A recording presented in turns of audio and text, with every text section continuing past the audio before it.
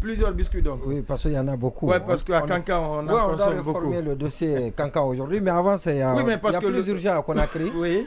Il y a plus urgent à Conakry. Où précisément? C'est à la douane, à la direction générale des douanes. Ah bon? Oui, parce qu'on a reçu un message des transitaires qui nous disent qu'ils ne sont pas capables de payer pour faute de... Par manque d'internet. De connexion. Oui, bien évidemment, connexion, pour être mieux compris. Alors, le message qu'on leur a envoyé, c'est ceci. On dit, chers utilisateurs, suite aux perturbations internet observées ces dernières 48 heures au niveau de la GILAB, la Guinée de la large bande. La Guinée de la large bande, les factures des déclarations liquidées les 11 et 12 juin ne sont pas générées sur la plateforme de paiement de Gussec. Voilà, donc c'est un guichet de paiement à la douane. Donc les travaux sont en cours pour la résolution de cet incident. Nous nous excusons pour le désagrément. Voilà, donc c'est la rhétorique. Est-ce que ça a un impact? Oui, mais c'est un impact incommensurable. Ah bon? Oui, bien sûr, c'est la mobilisation des recettes. Imaginez, de 48 heures, pendant 48 heures, 112 heures maintenant, qu'on ne peut pas encaisser les recettes à la douane. Il y en a qui peuvent dire, oui, le jour que ça va se rétablir, qu'on va rétablir l'Internet, les gens vont payer.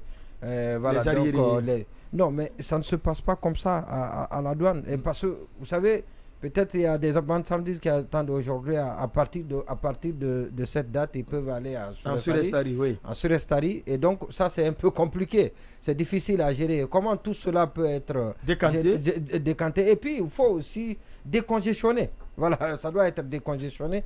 On ne doit pas les entacher sur... comment on appelle ça, on doit pas, les marchandises ne doivent pas être entachées au niveau des ports, des différents ports. Et pourtant, ce qui est regrettable, heureusement que ce n'est pas un problème informatique, mais c'est un problème lié à la connexion, la GILAB.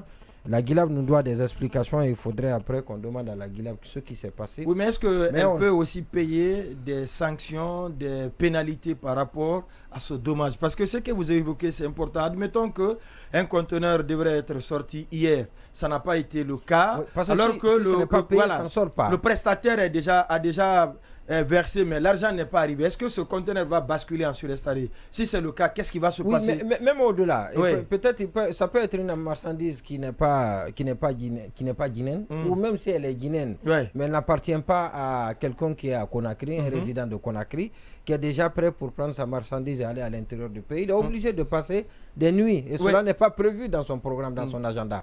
Et cela lui fait des dépenses supplémentaires. Exactement. Voilà, et lui et le camion, parce que quand vous louez le camion, nous savons, c'est tous les jours sont comptés. Le propriétaire s'en fout si vous avez des problèmes, pour ceux qui ont loué des véhicules pour aller à l'intérieur du pays. Donc, on s'en fout si vous les avez utilisés ou pas. Mais à partir du moment déjà où vous avez loué les engins, donc vous êtes obligé de payer. Donc, c'est un véritable désagrément. Il y a beaucoup de choses. Bien évidemment, il y a beaucoup de choses, des conséquences liées à ce désagrément. Surtout qui n'est pas encore résolu. De la part de GILAB. Et ces derniers temps, cette année, on en signale beaucoup de la part de GILAB. Et parce que tout dernièrement, là, on nous dit que cette coupure, cette perturbation de l'internet qu'il a eu, que c'est la faute est à la GILAB, la Guinéenne de la large bande. Ce qui n'a pas été vérifié, et parce que pour ce cas, donc la GILAB n'a pas fait de communiqué qui devait faire de communiqué. Donc on attend. Oui, mais est-ce que la GILAB elle-même ne devrait pas faire une communication? Oui, mais c'est obligatoire. Mais elle ne l'a pas fait, Monument Sissé. Oui, si c'est parce que vous avez intercepté plutôt un message d'un transitaire. Oui, si c'est parce que moi j'ai cherché à joindre un des responsables de la GILAB. Malheureusement, je n'ai pas pu l'avoir. C'est justement pour avoir sa version sur ce désagrément que connaissent les consommateurs liés à la perturbation de l'Internet. Et parce que nous savons que l'Internet, c'est la vie. L'Internet, aujourd'hui, dans le monde moderne, l'Internet, c'est la vie. La preuve, tout est arrêté au port autonome de Conakry parce qu'il n'y a pas d'Internet. Et donc, peut-être que quand ça perdure, les activités risquent de s'arrêter. Et parce qu'on ne peut pas travailler s'il n'y a pas d'évacuation. Et pour que ça évacue, il faut bien, évidemment, que les gens payent et qu'on leur certifie que c'est payé et que le trésor encaisse. Et puis, justement, les autres processus soient dissipés. Malheureusement, ce n'est pas pour le moment le cas et ça, c'est très grave. Ça, c'est le premier Ça, c'est le premier biscuit. Et le deuxième, bien évidemment, c'est... Le micro, oui. Alors, je dis bien le deuxième biscuit, on va repartir encore à Cancan peut-être pour une dernière fois. Alors, c'est... Pour la semaine, une dernière fois pour la semaine. Oui, une dernière fois pour la semaine. Ouais, cette précision, elle est importante. Ce qui a attiré mon attention à Cancan, c'est que il faut reconnaître que le CNRD, je ne sais pas, en tout cas, les nouveaux fonctionnaires sont installés à Cancan. Et parce que partout où vous passez, vous ne pouvez pas faire 1 km à Cancan sans qu'on ne vous indexe un bâtiment qui appartient à un des commis actuels. Un des commis actuels, bien sûr, bien évidemment. Au-delà de ce que le président, ce qui pourrait être aux yeux de beaucoup de personnes normales, de ce qu'il est en train de construire à Cancan, il est en train de construire chez lui, dans sa maison familiale. Oui. Et il est en train de construire une palace. Un king. Ah non, c'est un château. Voilà, c'est un château à côté de Mobile. Lui-même, il s'est déplacé pour aller visiter son chantier. C'était le lendemain de la fête de Tabaski. Mais au-delà du président, et tout le monde a pris rendez-vous à Cancan. Et ce qui est dommage, moi je ne suis pas contre cela, mais malheureusement avec le précédent installé, à cause des poursuites engagées contre les anciens dignitaires, on va en parler tout à l'heure, qui sont traqués pour leur réalisation. Oui. Et ça risque d'avoir tache d'huile. Voilà, les émoulements, ça risque d'avoir tache d'huile. Et ça, c'est vraiment compliqué. On devait épargner. Oui, mais ils sont nombreux déjà qui, quand vous posez en off, qui vous diront que c'est le président lui-même qui les assiste. Et puis, ce n'est même pas caché. Oui, c'est vrai. Non, je dis, moi, je n'ai pas de problème par rapport à ça. Oui. Quand quelqu'un construit, et c'est ce que Ofoy a dit dans le temps, on l'a tous lu. On a entendu à travers des gens qui connaissent bien la Côte d'Ivoire, qui ont habité ce pays. Donc, quand vous volez, vous mettez dans votre pays, c'est mieux que quand vous envoyez ailleurs.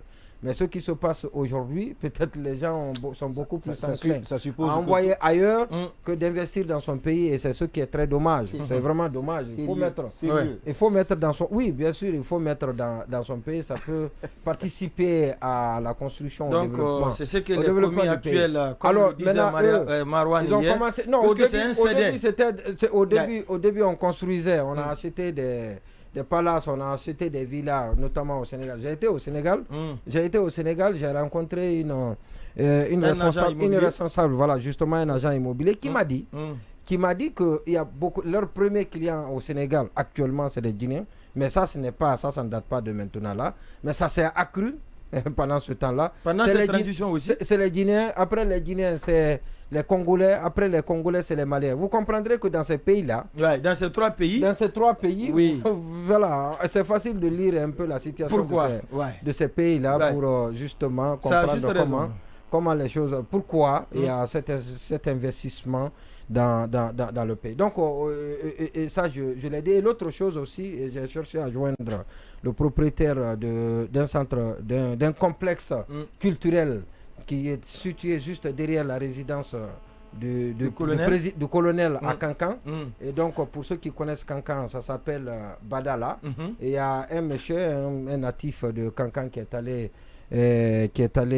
élever au cœur du CNRD. Un centre culturel. Non, il est loin du CNRD. Mais le débat aujourd'hui, il paraît, quand j'ai été là-bas, j'ai été interpellé en me disant que les autorités disent qu'ils ne veulent pas de ce centre, de ce complexe culturel, de ce complexe là-bas. C'est un complexe hôtel qui regroupe tout. Il y a restaurant, il y a hôtel, donc il y a aussi centre de divertissement.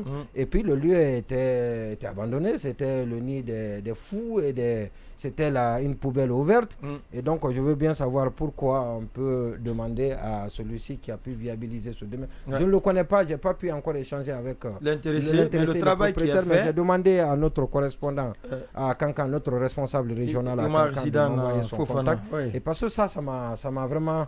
Ça m'a paru un peu bizarre et paradoxal et que quelqu'un fasse un tel investissement et qu'on lui dise non, qu'il ne faut pas continuer, ou sinon d'ailleurs qu'il faut démolir tout ce qui a été fait. Et donc je veux bien m'intéresser à ce dossier pour savoir ce qui a amené les autorités. Et si c'est vrai, et pourquoi les autorités lui demandent cela. Alors voilà, donc pour terminer, il y a toujours Diter. Mais on ne peut pas terminer avec Diter parce qu'on a un dossier spécial sur les entreprises, l'audit qui a commencé déjà depuis très longtemps. Oui. Donc sur les activités et les contrats qui sont passés entre l'État et les entreprises. Et puis voilà, donc les travaux On m'a dit que les travaux continuent, mais il a fallu que le colonel passe par là, passe à Cancan pour que les travaux s'accélèrent. Et la question dont on va répondre dans cette émission, c'est de savoir comment tout cela a été géré et les contrats ont été passés. Maintenant, pour le dernier, vous savez, c'est jeudi aujourd'hui, il faut aller en rafale. C'est l'éboulement. Voilà, on a des informations de nouvelles. L'effondrement plutôt. L'effondrement il vient de la Haute-Guinée. À Haute-Guinée, c'est l'éboulement. Je suis encore, bien sûr. À Haute-Guinée, c'est l'éboulement. Je suis traumatisé par l'éboulement parce qu'on entend tous les jours. Et on le dit sur le révélateur. Et j'ai eu l'impression à un moment donné que c'est le révélateur en train de monter. Mais après, on m'informe qu'il y a bien eu l'éboulement. Alors, donc, pour l'effondrement de Matoto. Je disais hier qu'il y a une réunion de crise qui a été organisée au ministère de l'Habitat. Et donc, toutes les directions et même l'entreprise, tout le monde a été invité. Mais pour retenir quoi? Pas grand-chose. Et parce qu'il y a un cabinet qui a été recruté, un cabinet d'expertise qui a été recruté, qui doit travailler. Donc, les résultats sont attendus dans 2 semaines. Sur le terrain, les résultats techniques. Mais en attendant, la responsabilité de l'entreprise a été située parce qu'il y a il y a un immeuble similaire. Il est où donc l'entrepreneur? Il est là, il est libre. Mais il ne doit pas être libre. On lui a demandé un rapport lui aussi. Alors, donc, la nouvelle, c'est qu'il y a un immeuble similaire donc, qui présente les mêmes critères, les mêmes caractéristiques que les 2 immeubles qui sont effondrés. Et il a été demandé à ce que tout le monde dégage, qu'il y ait une distance de sécurité autour de ces immeubles-là. Et donc, un PA va être installé là pour encore veiller sur la sécurité qui a été requise par les autorités, non, la sécurité. Par rapport à l'information judiciaire, on nous dit que ça a commencé, mais avec pas de certitude. Et donc, on dit que les gens ont été... On va commencer à entendre. On n'a même pas encore entendu parce que les cadres ont été demandés d'être entendus. On a demandé à la justice de procéder de façon régulière. Et donc, l'entrepreneur aurait été convoqué, mais n'a pas encore été entendu. Comme on le disait ici, c'est vraiment regrettable que 72 heures, plus de 3 jours après l'effondrement de ces immeubles, la mort de ces personnes-là, et que la justice soit en train de traîner les pas. Et c'est regrettable. Très sérieux.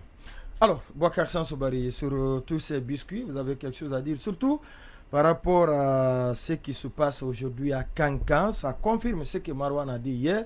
Quand on dit que c'est une équipe qui dirige le pays, vous partez à Cancan, cela se matérialise à travers la réalisation des différents chantiers ça et là. Surtout sur cet aspect, j'ai peut-être 2 choses. La première, Monument a généralement tendance à dire que quand ça passe par le colonel, c'est plutôt acceptable. Et que c'est quand puisque certainement lui, il a un budget de souveraineté, c'est dans ce sens. Disons, je dis, a priori, on pourrait toujours trouver le moyen de l'interroger, même sur l'utilisation de ce budget de souveraineté, parce que d'autres ont été interpellés sur la base de l'utilisation de leur budget de... C'est le cas de Kassouri dont on parlera la situation. Le budget de souveraineté appartient au chef d'État légitimes et légaux, pas des chefs d'État qui sont venus par effraction. Maintenant le second volet, c'est... Le Premier ministre n'a pas le même statut que le président. Je suis d'accord. Voilà, c'est ça. Je dis, le second volet, pour moi, c'est l'idée de dire, j'espère que ça c'est un point de vue de Monument, ceux qui ont construit ne peuvent pas se justifier en disant au moins on a volé, mais c'est ici on a construit. Y a ceux qui sont aujourd'hui à la maison centrale n'osent pas, ils ne peuvent pas prétendre se défendre avec une telle thèse parce qu'on est en train, à un moment donné, on se demandait où étaient les immeubles de X ou de Y, et c'était avec ces éléments-là qu'on voulait aller les confondre devant la justice. Et une fois que ce régime de la transition a instauré la CRIEF, je pense que les gens devraient être un peu plus prudents parce que cet argumentaire-là ne pourrait pas fonctionner. Ne pourra pas poursuivre. Oui, Baïla.